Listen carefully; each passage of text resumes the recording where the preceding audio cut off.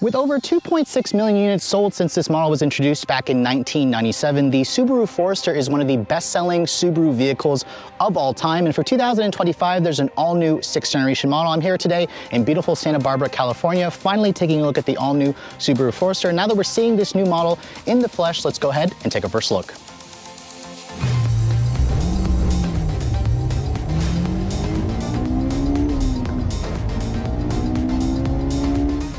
Now, before we start talking about the all-new design of this 6th generation Forester, I wanted to pop the hood and show you guys what's powering this model. Now, a lot of you have been asking Subaru to do a hybrid version. You are going to have to wait a little bit longer, but the company has promised that a hybrid is coming. For now, however, you're going to be looking at an updated version of the company's signature 2.5-liter Boxer Flat 4.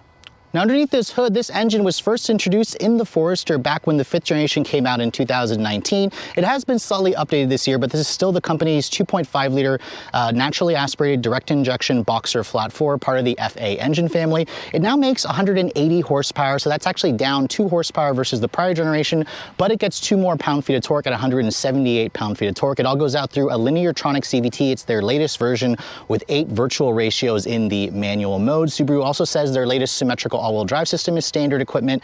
Subaru Foresters have always been like that. And the company wasn't quite ready to talk about fuel economy information or towing information. The old model got around 2633. I expect this to do the same, if not slightly better. And we don't have any curb weight figures yet. The old model was around 3,600 pounds. I suspect this model should be right around the same, if not slightly heavier.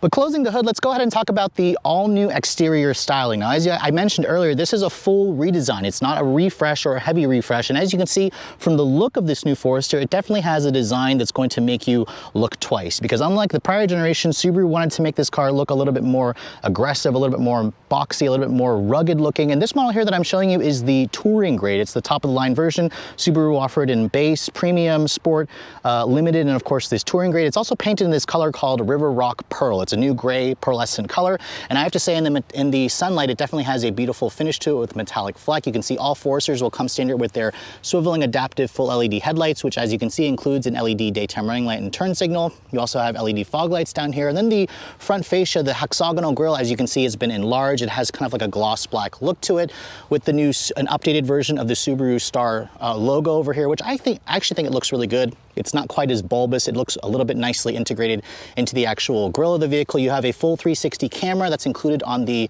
touring grade for the first time. And just overall, I think the new Forester has a really attractive look to it. Let me know in the comment section below what you guys think of the design. There's also a sport version here that has kind of a different front end with different wheels. But as we move around the side profile, Subaru says that this new model is still built off of the global product architecture, which they say is about 10% stiffer versus the prior generation. It has more structural adhesive. It also has more sound deadening materials to make the interior more refined. Subaru also wanted to make the fenders a little bit wider. You can see it's got a little bit more of a pronounced wheel arch. There's completely new wheel designs. The base version will have a 17-inch wheel going up to an 18. This is a 19-inch wheel for the first time on the Touring, which rides on a 235 by 50 R19 tire. All Foresters continue to have around 8.7 inches of ground clearance. The overall length, Subaru says that the new model is about a half an inch wider and about a half an inch longer, but it should still ride on the same 105.9-inch wheelbase. They didn't have final figures just yet for us as of this program, but you can see here this touring grade includes black painted mirrors, which have an integrated turn signal. Most models will also come with the panoramic sunroof, and then you also have these kind of low profile roof rails. I suspect Subaru will probably do something a little bit more beefy whenever they reintroduce the Wilderness model. But moving around the side profile here, you can see the look of the new Forester definitely looks familiar, but clearly it's an all new generation. The rear taillight design is also much more interesting looking, a lot more techy. You can see it's got kind of a LED combination with an incandescent style for the turn signals back here, which is a little disappointing considering the front turn signal is actually an LED. And then back here on the touring grade, you can also have a nice little dual exhaust outlet, although it looks like there's actually a cutout there for a second exhaust system. Remember, there is a hybrid version coming, but you're gonna have to wait around a year for that model now. The Forester also gets it's the first Subaru model to get their foot activated power liftgate, which Subaru says if you have the power liftgate, you'll have that foot activated feature. And you can see see back here, Subaru Foresters have always had one of the largest cargo areas in the segment. The company basically said when you fold down the seats, you'll get a maximum of 74.4 cubic feet. That's actually an increase of 5 cubic feet versus the prior generation. They weren't ready to talk about what the size is back here, what the seats folded, but you can see here the wide opening along with the width of the vehicle creates a lot of space back here, which is going to be great for those of you who plan to use this for outdoorsy items. You can see underneath there, you should get a temporary spare tire, and then the seats, obviously, they fold down in a 60-40 manner, which you can also just pull from these little knobs back here, which, as you can see, increases the cargo capacity. If you guys are looking for one of the most practical vehicles in the segment, you should definitely be putting this one at the top of your list. So now that we've talked about the exterior of the all-new 2025 Forester, let's go ahead and hop into the interior. Now, this is the touring trim, which is the top-of-the-line version. All Foresters, Subaru tells us, will come standard with the company's smart key access system with push-button start. This is the current Subaru Forester key, where it has your usual lock, unlock, power liftgate, and panic function. You can see the door handles look pretty much traditional. They have a sensor on there where you can lock the door. If you touch the back of the door handle, that will unlock the door for you. And you can see this touring grade is the trim that comes with the upgraded interior. It's kind of got like a premium Napa leather with the ultra suede accents and the contrasting stitching. I love the two-tone brown with the black combination, and these seats are also heated and ventilated. So the touring trim is the first Forester to get ventilated seats. You also get a 10-way power or an 8-way power driver's seat with 2-person memory over here on the driver's side. The door panel, as you can see, has some soft touch materials here with some more leather stitching and ultra suede. It all feels really nice. The switchgear feels pretty high quality. The front windows are one touch up down, and then you can see this touring also has a Harman Kardon stereo. Now, getting inside the interior, you can see the Forester still continues to have around 8.7 inches of ground clearance, and it definitely has a nice, easy step-in height. Subaru says that they've really worked hard to give us an open and airy cabin feel. The door, as I shut it, has a nice solid sounding thunk. Remember, this is built on the same Subaru Global platform that's been kind of modified to be 10% stiffer. Now you can see the dash looks very similar to other Subaru models. Let me open up the sunroof here and let a little bit more light. When you start the vehicle up, you can see the gauges will do a nice little sweep. I am surprised to see there's not a fully digital display here. That would be nice to see, but you have kind of like a 3.5-inch helper display over here that's digital along with your analog gauges. The steering wheel, as you can see, it has a manual tilt and telescoping feature. A good amount of adjustability and range. You have paddles on the wheel, a lot of buttons on the wheel as well. And then most Forester models, if you guys go for premium and up, will have this bigger 11.6-inch display. The dash layout is pretty similar. Subaru calls this their tablet style display. It's their Starlink infotainment system with wireless Apple CarPlay and wireless Android Auto. You can see the upper dash here is a hard touch material. Down here, it's got this really cool kind of geometric texture with some contrasting stitching. Although this is a faux stitching, it's actually kind of like a hard, lightly padded area. There's some aluminum look, dark aluminum look trim. And then down here, you can see most Forester models will come with a wireless phone charging pad. The gear selector here controls the Lineartronic CVT. And then you can see here you have an electronic parking brake. There's a new 360 camera feature where you can see when you push that button, it does a full perimeter scan of the vehicle. And Subaru's done a really good job with upgrading the graphics finally. That is finally up to par. I love how it does like a kind of a three-dimensional scan. It gives you a top-down view. This is the first Forester to get a full 360 camera. I believe the Ascent was the first to get it. The BZ4 or the Solterra also has it, but that's technically Toyota tech. And then you can see here the Starlink infotainment system. It has all of your large buttons here to access your sources. You have your climate control down here. You can see your heated and ventilated seat controls are built into the touchscreen, although they always stay in place there. You have dual zone temperature control, which Subaru says is standard. This model also has the driver focus feature where it has those cameras that watch your face to make sure you're paying attention. No heads-up display, it looks like. Subaru still doesn't offer that, but the system is pretty easy to use. The resolution could be brighter, but it definitely is a much bigger improvement over the 6.5 and 8-inch displays that you get in the old Forester. The standard base Forester has two separate 7-inch LCDs, so the premium and ups will have the 11.6-inch display. Now down here you can see you have cup holders, you have a power outlet over here. Subaru also puts two USB charging ports and an aux port over here.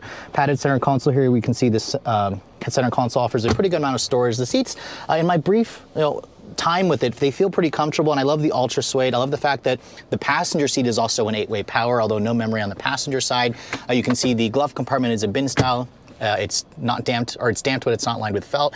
The mirror, you can see also Subaru offers their digital camera rearview mirror. I don't believe they offered that from the factory, at least on the base or the previous generation. You can see there's some LED map lighting. Most Forester models will come standard with this big sunroof, which lets in a lot of light. It also opens up, which is great. But overall, as you can see, the interior, if you guys have been in some Outbacks and Crosstreks, this is gonna feel pretty familiar, but it does still give you excellent visibility throughout. It's got a very low dash, it's got big windows, and you have the Subaru EyeSight driver assist technology with their third camera, their latest generation, gonna be standard along with automatic emergency braking. So that's standard across the board on all trims. But let's go ahead and hop into the backseat area of the new Forester. Now, they didn't have any kind of dimensions for us just yet. Now, the previous generation had one of the largest back seats in the segment. As you can see, the old one had around 39 inches of legroom. It looks pretty much the same on this new generation. It definitely has a lot of space back here. You can see material quality is hard touch plastic, but you have some nice ultra suede and stitched leather along the door panel. Here you can see the seats themselves. They have the ability to fold down to expand the cargo capacity, and it looks like Subaru doesn't give you the ability to actually fold or recline the seat. But overall, this is definitely going to be one of the roomiest vehicles in the segment. As I get back here, you can see there's a ton of space, ton of legroom. This is essentially where I have the seat to drive. You can see it kind of gives you a stadium style seat where you're seeing a little bit over the front seats, which is nice. You do have rear seat air vents on this touring trim. You have heated rear seats as well, along with 2 more USB charging ports. So nice to see Subaru increasing the features there. You have 2 storage cubbies over here, which is great. You have an armrest that folds down, gives you 2 cup holders. I like also the kind of piano black and aluminum trim accents that they're giving you here. It definitely gives you a more upscale touch. But overall, if you need to use this as a family vehicle, you can see the Forester continues to be one of the most spacious ones in the segment.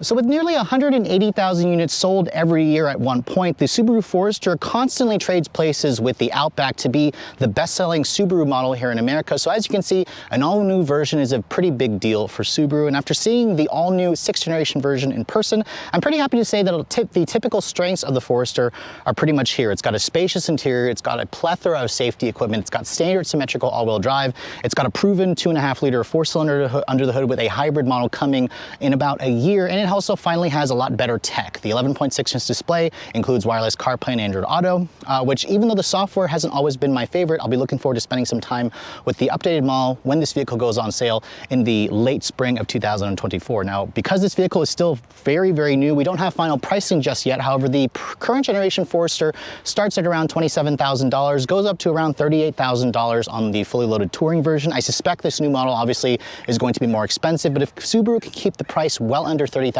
for the base version, the premium is probably going to be the well-equipped model that most people are going to go for. I suspect that model will be in the low $30,000 range. This touring model that I'm showing you here, with all the bells and whistles, including the new 360 camera and the new ventilated seat feature, the foot-activated power liftgate, I'd estimate this model here will probably be closer to the $40,000 range. But again, we won't know what the actual pricing will be until this vehicle goes on sale in the late spring of 2024. But with all that said, I hope you guys have enjoyed my full overview on the brand new, fully redesigned 2025 Subaru Forester. If you're also looking to see the latest cars I'm testing, be sure to follow me on Instagram at redline_reviews, like us on Facebook, and as always, guys, please keep subscribing to the Redline Reviews YouTube channel for all the latest reviews. Thank you so much for watching. I'll catch you all in the next video.